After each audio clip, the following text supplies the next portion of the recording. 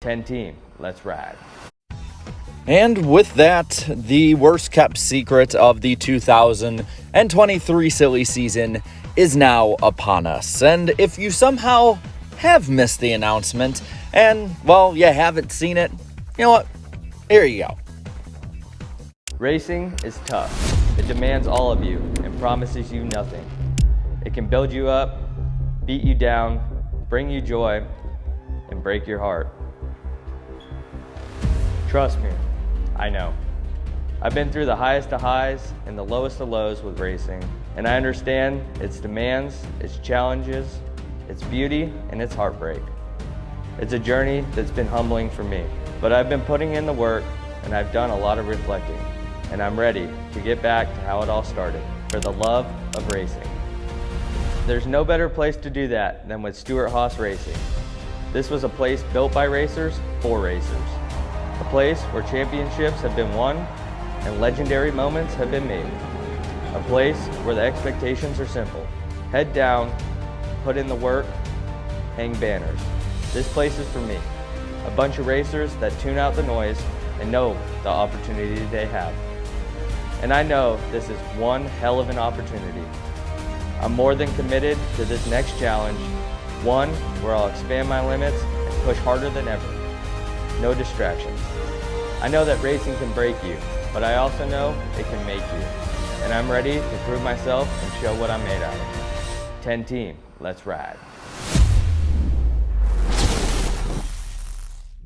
So yes, Noah Gragson has been signed to Stewart-Haas Racing in the number 10 Ford. And honestly, again, we all saw this coming. Everyone knew about it a couple months ago. It's only now official. For those of you completely out of the loop, he was suspended last August for liking a meme, and from there has basically just been racing odd jobs here and there whenever possible. But now he has signed a multi-year deal with Stewart-Haas Racing, and Noah Gragson is not only back in the Cup Series, but actually, in all honesty, he kind of upgraded during this, which I think is almost the funniest thing about it. NASCAR and those in league tried to punish Noah, and he ended up winning on the other end of it, and probably honestly maturing as a driver too on top of all of that. And in a good way for him too, he's going to be paired with a familiar face, old pal Josh Berry, who was his former teammate at JR Motorsports. And I think that having that familiarity there is going to be very helpful for Noah. It's going to probably ease him back into being in the big time again, and you'll have somebody to lean on who's going through many of the same things that either you went through before the suspension last year or will continue to go through this year, especially with a new manufacturer and team and the entire like.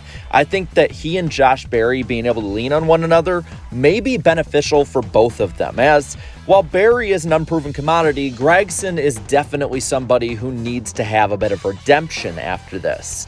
And he probably can also benefit from his teammates as well with Chase Briscoe and Ryan Preece.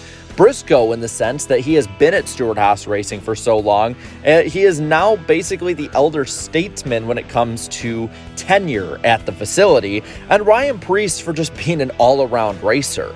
I think that these guys, while maybe being an odd pairing of drivers to completely put together, are going to be drivers that would probably honestly complement each other if used right by Tony Stewart and those working there. SHR is not where it used to be. We've all seen it documented. We've seen it on track, the crashes, the bad results, the like. It is maybe a sub-20th place team at this point, even with Josh Berry being in a pretty good 4 team.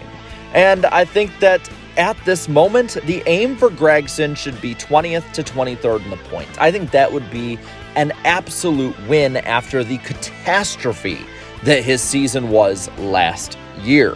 And I think on top of that, that's about where the cars are. And if Noah can go from running below where his equipment should allow him to be to running better, I think at that point you can finally say he's proven to be back. This is a multi-year deal. And I think with a multi-year deal, it's going to obviously allow him time, but that time can be used to build up towards something even greater. And when you have somebody like Tony Stewart backing you, that will only be helped even more. Yes, you're going into a team that was not the greatest last season. Aric Almirola had his moments. He's a veteran. He is going to, even in a bad season. But in general, that 10 team was basically just taking up space. And now you have Stewart, somebody who knows what it's like to be controversial. Smoke has been in the middle of just about anything when it comes to NASCAR controversies. Rivalries on the track? He's been in them. Fights? He's been in them. Off-track stuff that will severely change your life? He's been in them. Stewart is probably the best qualified owner in the NASCAR Cup Series garage to take on a challenge like Noah Gragson.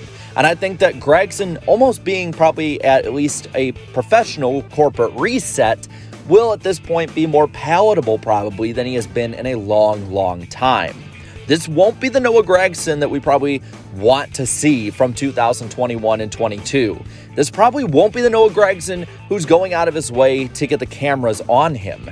And we saw this in a similar light with Tony Stewart when he came back from his multiple problems that kept him off the track, whether injury or otherwise. And I think that what Stewart can do best for him is teach him how to close out the noise. There's going to be a lot of noise early in the season on Noah Gragson, especially if he starts off poorly. More poorly than he did last year, or more poorly than Aric Almirola did last year. But if Stewart is to help him close out all that noise and help navigate the new Ford and maybe have a surprise early season run of maybe top 20 in points and be solidly in that playoff competition, I think it'll take a lot off of this young man's shoulders. It's a second chance, and I think he completely deserves it. Honestly, and maybe this is a little off-brand for a lot of people, but honestly, I don't think he should have been suspended to begin with, and I think Legacy and NASCAR were just looking for a reason, especially Legacy. But that's just me on that part of it.